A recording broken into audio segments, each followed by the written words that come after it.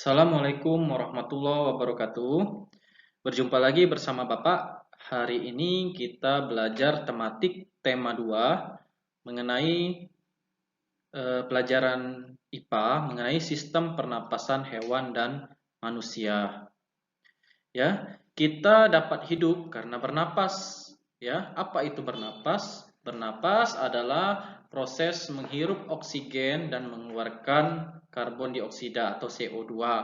Untuk lebih jelas mengenai apa itu sistem pernapasan hewan dan manusia, mari kita saksikan bersama-sama video pembelajaran berikut. Ya, selamat menyaksikan.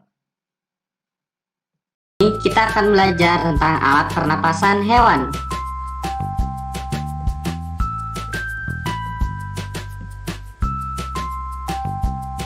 Alat pernapasan hewan merupakan salah satu materi pada mata pelajaran Ilmu Pengetahuan Alam atau IPA di sekolah dasar. Sekarang kita lanjut ke materinya.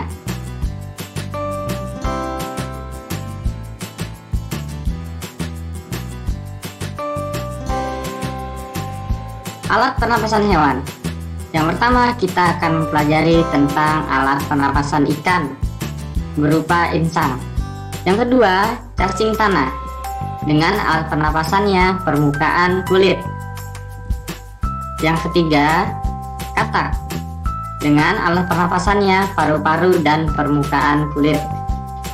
Yang keempat adalah burung dengan alat pernapasannya paru-paru dan dibantu oleh pundi-pundi hawa atau pundi-pundi udara.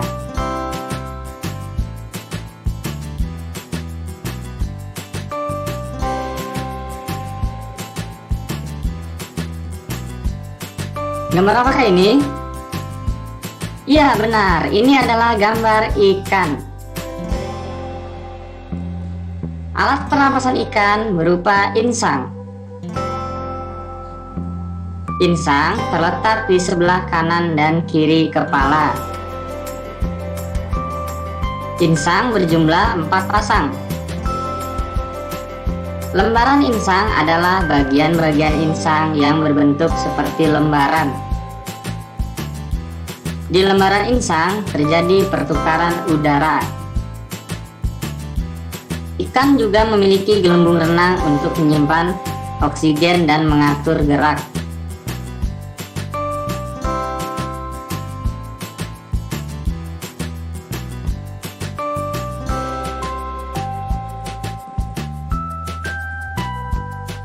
Perhatikan alat pernapasan ikan. Pada gambar ini terdapat bagian-bagian alat pernapasan ikan, yaitu lembar insang, rigi-rigi insang, dan tutup insang.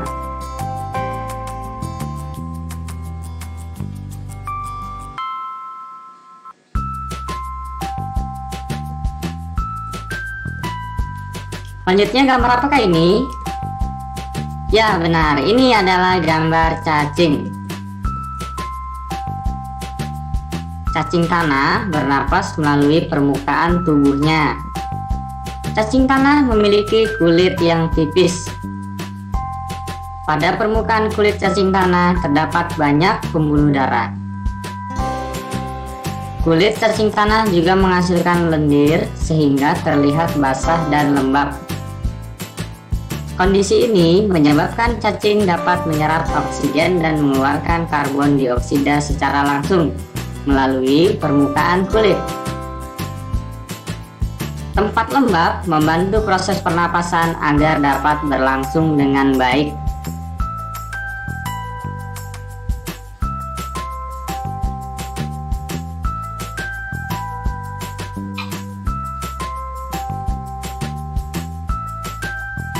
Perhatikan gambar berikut. Tadi sudah dijelaskan bahwa cacing bernapas melalui permukaan kulit. Gambar ini merupakan bagian-bagian dari cacing. Ada kepala, faring, urat saraf, menghantar sinyal saraf. Tubuh terdiri dari ruas-ruas cincin. Kemudian ada otot, usus, dan tali saraf.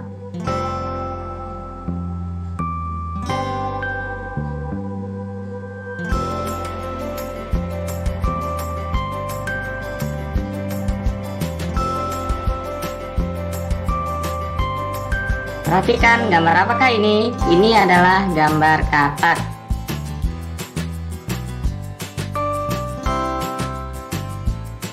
Alat pernapasan katak adalah paru-paru dan kulit. Pada saat berbentuk kecebong, katak hidup di dalam air dan bernapas menggunakan insang. Insang pada kecebong terletak di luar tubuhnya. Pada saat katak dewasa, alat pernapasannya menggunakan paru-paru dan permukaan kulit. Perhatikan gambar berikut. Ini adalah alat pernapasan katak. Pada gambar A, itu adalah gambar kecebong. Yang B adalah katak dewasa. Perhatikan gambar A. Kecebong memiliki alat pernapasan insang. Kemudian, pada bagian B, katak dewasa, terdapat bagian-bagian pernapasannya, yaitu ada lubang hidung dan paru-paru. Karena pada katak dewasa, katak bernapas dengan paru-paru dan kulit. Selanjutnya, gambar apakah ini? Ya, ini adalah gambar burung. Burung bernapas dengan paru-paru. Pernapasan burung juga dibantu oleh pundi-pundi atau kantong udara. Pundi-pundi udara merupakan alat bantu pernapasan yang berfungsi menyimpan udara di dalam pundi-pundi pada saat burung terbang. Ketika burung tidak terbang, burung menghirup udara melalui hidung, tenggorokan, paru-paru, dan pundi-pundi udara. Pada saat terbang, burung bernapas dengan cara mengalirkan udara yang ada di dalam pundi-pundi udara melalui gerakan sayapnya. Gerakan kedua sayapnya inilah yang menyebabkan pundi-pundi udara mengembang dan mengempis, sehingga udara dapat masuk ke dalam paru-paru.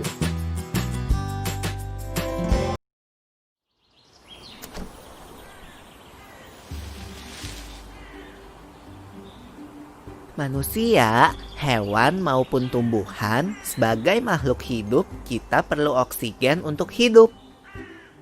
Waktu bernafas, kita mempunyai organ-organ yang bekerja sama dan membentuk sistem organ yang bekerja mengatur oksigen yang ada di lingkungan hidup sampai pada setiap sel yang kita butuhkan. Oksigen ini tidak tersedia di dalam tubuh makhluk hidup. Kita mendapatkan oksigen dari lingkungan sekitar kita. Bernafas artinya kegiatan menghirup atau memasukkan oksigen dari lingkungan hidup dan mengeluarkan karbon dioksida dan uap air melalui alat pernafasan kita. Kali ini kita akan mempelajari lebih lanjut tentang organ-organ pernafasan manusia.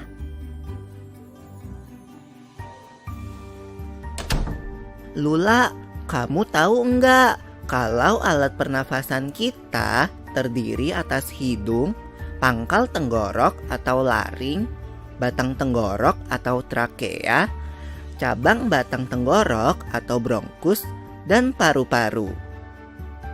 Iya, Pipo. Melalui lubang hidung, udara mendapatkan jalan keluar dan masuk ke dalam tubuh kita. Tapi, selain itu, udara juga dapat keluar masuk melalui mulut loh. Namun, jika kita bernafas menggunakan hidung, akan lebih baik loh, Pipo. Karena terdapat lendir dan rambut-rambut halus. Rambut-rambut halus ini berfungsi untuk menyaring udara yang mengandung debu, kotoran, dan kuman penyakit.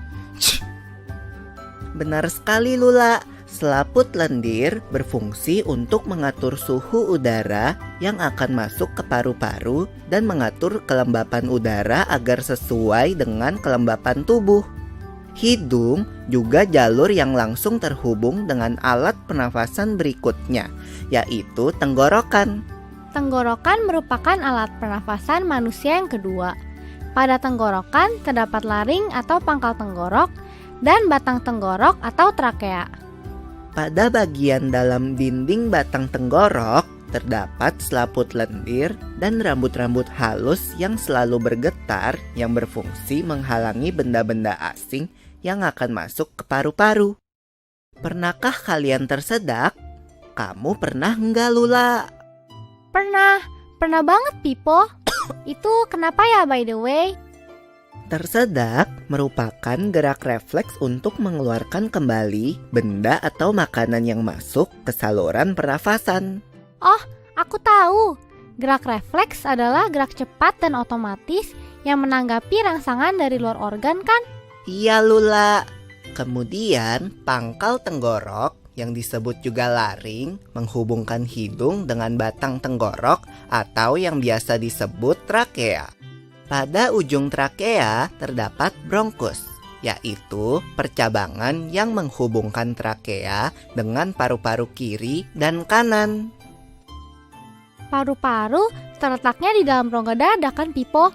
Jika kita menghirup udara, maka udara masuk ke paru-paru. Lalu kemana lagi ya? Melalui bronkus menuju cabang dari bronkus yang disebut bronkiolus dan berujung pada gelembung paru-paru yang juga disebut dengan alveolus. Pada alveolus ini kan yang terdapat pembuluh darah, di mana terjadi pertukaran gas oksigen dengan karbon dioksida.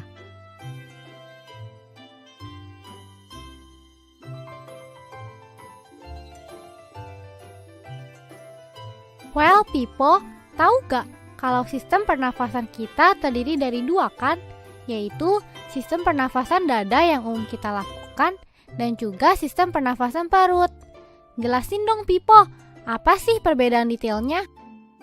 Pernafasan dada terjadi karena gerakan tulang rusuk oleh otot-otot antar rusuk. Pengambilan udara terjadi saat otot antar rusuk berkontraksi atau mengerut, sehingga tulang rusuk terangkat ke atas menyebabkan rongga dada dan paru-paru membesar.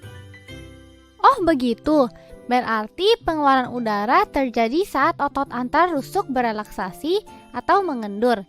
Saat itu, tulang rusuk turun ke posisi semula, menyebabkan rongga dada dan paru-paru mengecil kan? Ya, benar sekali. Lalu menurut kamu, bagaimana dengan pernafasan perut kita, Lula? Aku belum yakin banget sih, Pipo. Jelasin dong. Pernafasan perut terjadi karena gerakan otot diafragma, yaitu sekat yang membatasi antara rongga dada dan rongga perut. Pengambilan udara terjadi saat otot diafragma berkontraksi. Posisi diafragma mendatar menyebabkan rongga dada dan paru-paru membesar.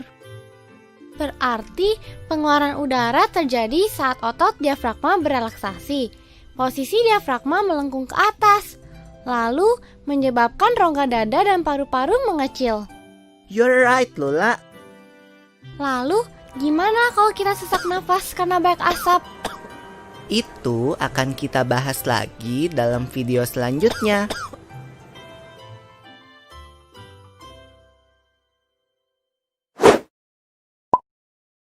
Nah, itu tadi video pembelajaran mengenai sistem pernapasan pada hewan dan manusia. Setelah kalian menyaksikan video tersebut, menyimak dan mempelajarinya, sekarang ada latihan soal yang harus kalian kerjakan. Itu ada 10 soal ya, Nak ya.